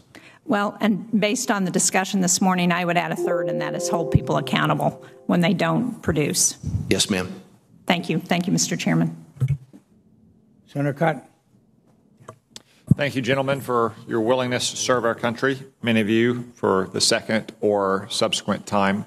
Mr. Manasco, I want to return to an issue that's been raised by the chairman and several other members of this committee, which is the pilot shortage. Not to beat a dead horse, but I think this is one of the gravest issues facing the Air Force. As chairman of the Air-Land Power Subcommittee, I see it frequently. I've also held roundtables with young pilots, captains and majors who are making the decision whether to stay on active duty or not. And I can say, as Senator McCain has said, Senator Inhofe has said, most of us believe it is not a matter of the money. The bonuses are nice, but the bonuses will simply never compete with the year-to-year base compensation that private airlines can pay these young men and women. They didn't join the Air Force to make money. They joined the Air Force to fly high-performance aircraft and kill bad guys. And we need to make it easier for them to do that. Some of their complaints, for instance, are fewer flying hours, extra duties not related to being a pilot, less predictable scheduling than they can get in the private airlines, and a career track that doesn't allow them to continue flying. So to just dig in a little bit more on a couple of those. Not only do the airlines pay more money, but they can give more predictable schedules. You know, as an airline pilot, you can usually pick which 10 days of the month you want to fly. You know when you're going to be flying 60, 90 days out. You can tell your husband or wife and your children when you're going to be home and when you're not going to be home. Not the case with our pilots. Extra duties, things from planning schedules or being the election advisory officer, everything else. There are plenty of officers in the Air Force who can probably perform those functions besides our highly trained pilots. The potential of a dual career track. I know that there's a strong culture in the Air Force as there is in most other services, that officers need to be well-rounded, need to move up the promotion ladder, and need to see all aspects of command. One key difference, though, is that our Air Force pilots, like our privates in the Army and the Marine Corps, are the ones who are highly trained at the tip of the spear. They are the individually skilled personnel who are performing the heart of the mission. And I think just like we allow non-commissioned officers to stay on the front lines with Joe essentially through their entire career, I think the Air Force needs to take a very careful look at allowing their pilots to do the same thing as well. And then finally, trying to balance out the burden of flying all platforms. The Air Force has made some incremental steps into allowing warrant officers, non-commissioned officers, to begin to pilot UAVs remotely. I think they need to look more carefully at that. But I would urge you, anytime the career flag officers or field grade officers in the Air Force who are going to be understaffed ask you to come to this committee or make a request that includes more money in the forms of bonuses, to tell them to go back to the drawing board. Because, one, we can't compete with the airlines on money in the long run, and two, it's a problem, or it's a solution that's not solving the problems that our very pilots have identified. Would you like to respond? Senator, I think all the recommendations that you've made are very good ones to pursue. I would also add that I think we need to spend more time with families to understand what their concerns are, because as I said in my opening statement, I do believe that families, and you alluded to some of that, are really critical to overall retention. And if confirmed, I will pursue all of those avenues to do what I can to influence and reduce the shortage that we have. Thank you. And the importance on families is critical. As I mentioned, the predictable scheduling that you get in private airlines really is an advantage that they have over the Air Force right now, but it's not an advantage that they must have, especially when our pilots are back stateside training. When they're deployed, that's a horse of a different color. But training, we should be able to do them a better job of providing predictability, especially because our most skilled pilots, the ones who are making these decisions, are captains and majors in their late 20s and early 30s, the ones who are most likely to have started families and have young children under the age of 5, when it's most critical that they have that support system at home. Mr. James, Senator Reid earlier mentioned about recusal from the, I believe it's the St. John's New Madrid floodway, and you said that you would recuse from those projects. I think there was an incident earlier, maybe in 2011, that you had mentioned. Would you like to give a little bit more color about that instance? I think it probably reflects well on your character and your suitability for this position. Thank you, Senator. First of all, along with Senator Reid, excuse me, I'd like to make sure that we're on the same page here, sir, if I may. There's two things there where I live. There's the St. John's project, which is a flood control project that would keep water from backing in to an area of farmland and have a closure and then be pumped over the rainfall. Then there's the Birds Point New Madrid floodway, and that is the floodway with the existing levee, which goes from just below Cairo, Illinois, down the river to where this project would be that allows that water to come in. But that is the floodway area. I think what you're speaking of, sir, Senator Cotton, is that in 2011 that floodway was operated for only the second time since 1927. I was on the commission. The floodway was operated. Major General Michael Walsh was the president of the commission at that time. It was his decision to either operate or not operate that floodway. Myself and two more commissioners were there with the general. He did not, that operation does not require a vote of the commission, but General Walsh did ask for our concurrence before executing that floodway, and the three of us that were there gave our concurrence for executing that floodway, therefore diverting the waters into that floodway instead of letting them back up and pile up on Cairo, Illinois. Well, thank you for that. I mean, I think it reflects well on you, Mr. James, and I appreciate you elaborating. I appreciate your willingness to serve and everyone's willing to serve. A lot of big challenges that we have in our armed forces. And thank you for being willing to pick up the rucksack and carry it forward again. Senator Peters. Thank you, Mr. Chairman, and thank you to each of nominees for your willingness to serve. Mr. James, my first question, or actually comment for you, is that in addition to flood control and dredging, the U.S. Army Corps of Engineers' responsibility for America's waterways also includes, as you know, environmental sustainability. And critical to sustainability is preventing the transfer of Asian carp from the Mississippi River to the Great Lakes through the Chicago area waterway system. Asian carp could, if they get into the Great Lakes, could potentially devastate a multi-billion-dollar fishery industry, not to mention recreational and tourism industries in the Great Lakes as well.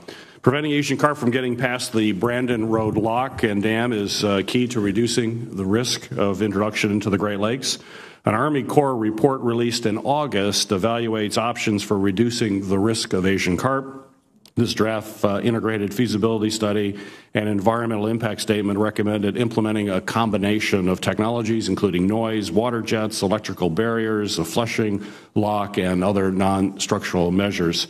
The release of this report for public review, unfortunately, was delayed 8 months by the administration, and subsequently implementing the next steps is now also delayed as well. The timeline for implementation stretches out to 2025, which is unacceptable considering that an 8-pound, 28-inch long Asian carp was found just past a critical choke part earlier this year. So the Army Corps must take quick action. This is of utmost importance for folks in the Great Lakes. I'd like to have a more detailed conversation than is possible here in the 5-minute constraint of this hearing. Also, there are issues related to the Sioux Locks, which is a critical infrastructure project. I know that we have hopefully a meeting scheduled soon, and I look forward to having a very deep dive into what is a critical issue, not just for my state, but all of the states that border the Great Lakes. Thank you, Senator, and I am aware of that. Actually, I have visited that area, the electrical barrier that's there, the Brandon Road Lock and Dam as well. I don't have the answers today, but I would really entertain discussing that with you, FASC, and I appreciate that very much if I'm confirmed. Well, good. Well, hopefully we'll have a discussion before we get the confirmation. We'll get that scheduled as soon as possible. I'd appreciate that opportunity. The other guy. Dr. Jett, I'm concerned, I think like everybody here on the committee, with the Army's track record and performance on modernization and acquisition issues. Last week I asked Dr. Esper, our nominee for Secretary of Army, about issues particularly as they apply to the Abrams tank modernization. And I'm worried, based on the testimony that we have received in this committee, that the Army is falling behind on a number of fronts, and that the Army's own processes are particularly to blame. The bottom line, I think, is the Army is way too slow. We see significant progress in technologies on the commercial side, especially areas that I focus a great deal of effort on, which is self-driving vehicles and automation. Tremendous advances being made in Michigan in that front, as well as other parts of the country on the commercial side. But I'd like to ask you broadly about the Army's culture when it comes to acquisition. And I'm particularly concerned that there's what I'm learning is a very unhealthy conflict between key committees, the science and technology, requirements, testing, and acquisition communities. If requirements are overburdensome and are not accurately tailored to soldiers' needs, we foster a testing culture that is too risk-adverse and which leads to conservative acquisition processes that certainly don't help the military move forward. Michigan hosts TARDAC, which is the Army's engineering center for ground vehicles, and in September, TARDAC successfully demonstrated a leader-follower self-driving convoy on public roads in Michigan and Canada. This program has tremendous prospects for the Army, particularly in saving warfighters' lives with autonomy. But I'm concerned as it moves from the science and technology community over to the requirements, testing, and acquisition process, we can see the same story happen again, and a promising opportunity will be lost at a significant cost to the taxpayers. So my question, Dr. Jett, is how will you work to make sure that promising developments from the science and technology community progress appropriately through the requirements, testing, and acquisition process without unnecessarily delay, which probably means fixing the culture? Your thoughts? Senator, I appreciate the question, and I have to agree with a good number of what you raised. What happened? Convention. We have an architecture in the way that we do business in the military, in the Army in particular, where we have the acquisition is separate from the requirements, is separate from testing. Those things then come together almost as an interface as opposed to a cooperative effort. My understanding is that the senior leadership of the Army is looking at trying to put together these multicultural teams to bring these communities together. I will commit to you that if there's any way I can contribute to, support, or encourage that, I will do so. I believe that an awful lot of our difficulties in being able to move forward is based on this segregation of functions and a lack of interaction between them. If I can make that happen, I will, and I actually think that a secondary part to that is we need to do the same thing with respect to contracting, testing, and cost accounting. If they're not woven into the process as well, you keep going through these steps, each of them almost having gates like Mr. James has to contend with. Great. Thank you. I look forward to working with you. Jeff confirmed. Thank you, gentlemen, all for being here and for your service. Mr. James and Mr. Manasco, I want to thank you all for meeting with my staff. They reported very favorably. I'm sorry that I was not able to meet with you before the hearing. Mr. Manasco, I want to talk to you about, or talk with you a little bit about DOTMA and DOTMA reform. I'd like to get I think some of the questions that have been asked today are rooted in the reality that we've got to modernize DOTMA. I serve on the Personnel Subcommittee as chair. I look forward to working with those who share my view. Mr. Chair, I think the DOTMA is so old that you were probably wearing leisure suits when it was first passed. And I look pretty good, too. And disco was popular, so I think we got a lot of opportunities for reform. Can you give me, and very briefly, because we've had a vote called and I've got a couple of questions, what your top priorities would be and whether or not you think we have to look at that to address some of the root causes of these problems? Senator, I agree with you. We should. The world is more technical today than it was yesterday, and so we need to really look hard at having technical tracks that really reward individuals for staying in those roles so that they can be proficient and master their trade craft, and we need to reward and compensate them appropriately. I think some of the frustration expressed here is rooted in or can be addressed through some of the changes, and the chair has made it very clear that he wants us to look at that and have that be a very important part of the NDA next year. So we're looking forward to a very aggressive approach. Dr. Jett, I neglected to bring my favorite plot to share with anybody. I'm sure you've been warned that I have a 680-page document that is an RFP that took a couple of lines of service and 10 years to define the next generation handgun. If we're taking 10 years and 680 pages to define a pistol, do you think that doesn't bode well for more complex weapon systems? And what are you going to do to change that in the Army? Senator, I totally agree with you. I'm on the other side of this as a commercial person at this point, getting contracts that are just inches thick for simple task orders. I think that there are multiple facets as to why that occurs. Some of it has to do with contracting methodologies, law, and we need to go back into that, find out how to flush all of this stuff out so that we get down to a functional contract that gets to the point that we can hold people accountable for what the outcome of that contract is, and to put contracting into a responsible relationship as opposed to simply just making a legal contract. That's all they have to do. I agree. And I think that I really do believe, because the Army had some hand in this after it first originated in the Air Force. You made a comment in response to a prior question about that you could complete a process and not have a successful result. In my opinion, that the handgun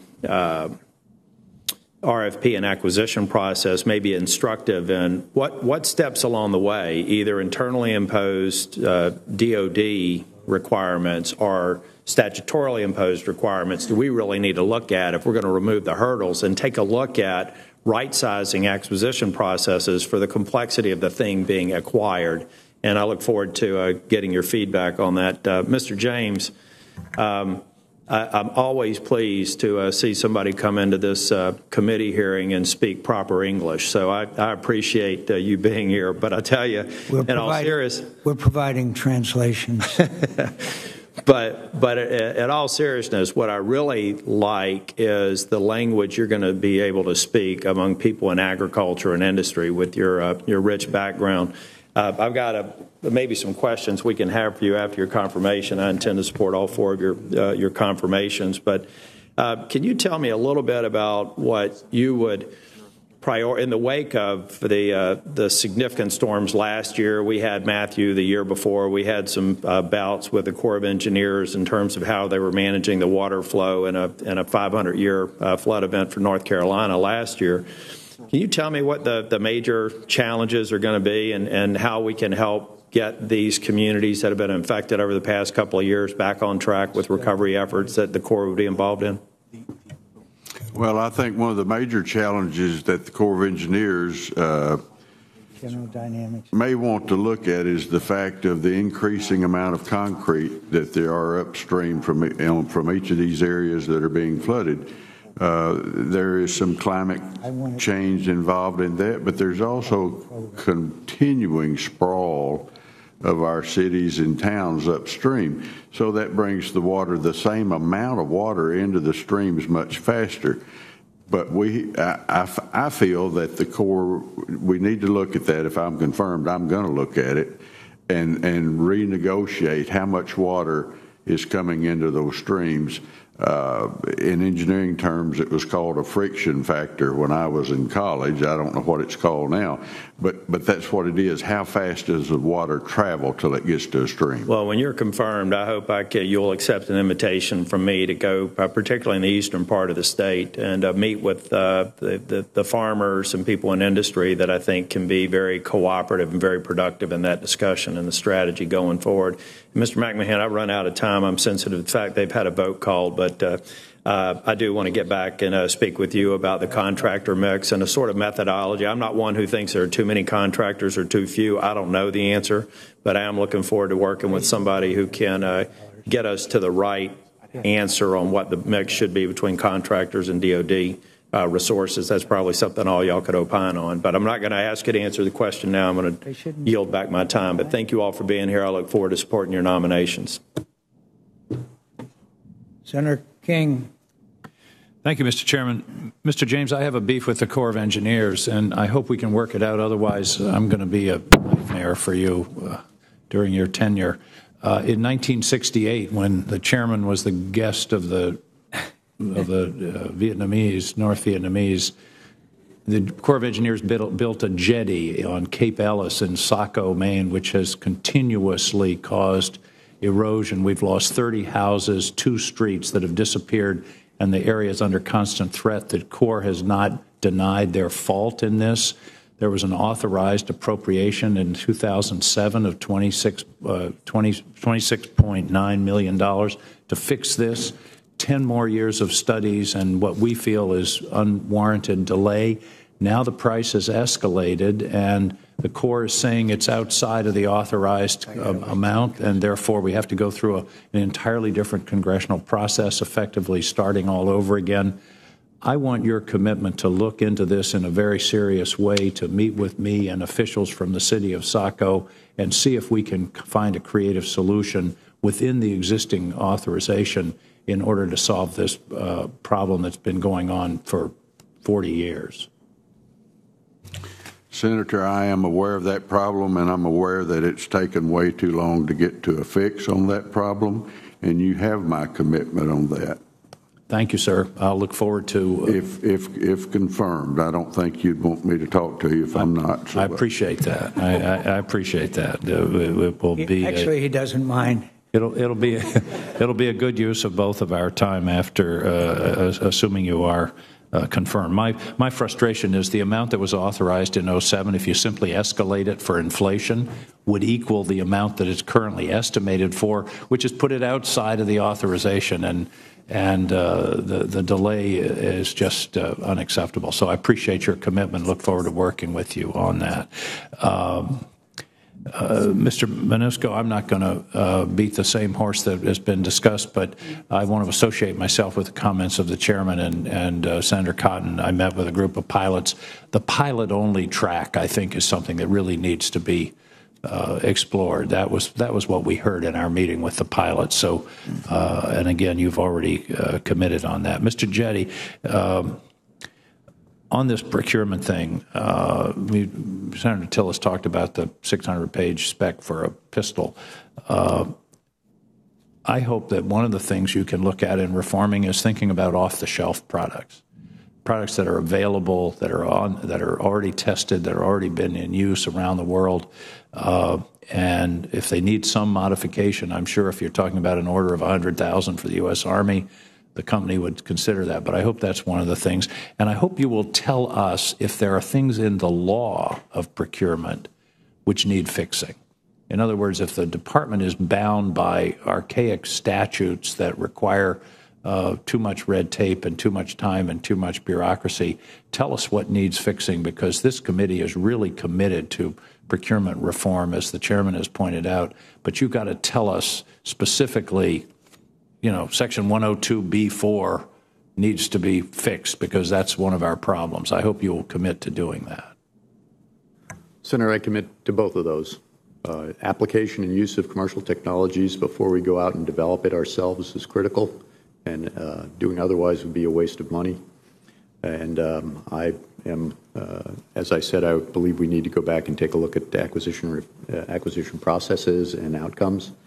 And that may require coming back and asking for legislative relief. Well, I hope you'll do that. And secondly, we've had testimony before this committee in the past 6 or 8 months from people from Silicon Valley saying, we don't even apply anymore. We don't want any part of this process. And that is a real danger for our country, because that's where a lot of the innovation is coming from. And if we're basically have created a system where our most creative small companies and creative minds, not that there aren't. All right, everyone, we are going to cut out of the Senate Armed Services Committee hearing. There's only a few minutes left in it, about 20 minutes left of it. But it's time that our stream comes to an end. So I'm going to give you guys a look at the Capitol building. That's where all the Senate and House activity takes place. It's a live look at the Capitol building. We appreciate you joining us, and we'll see you guys tomorrow. Thanks for watching.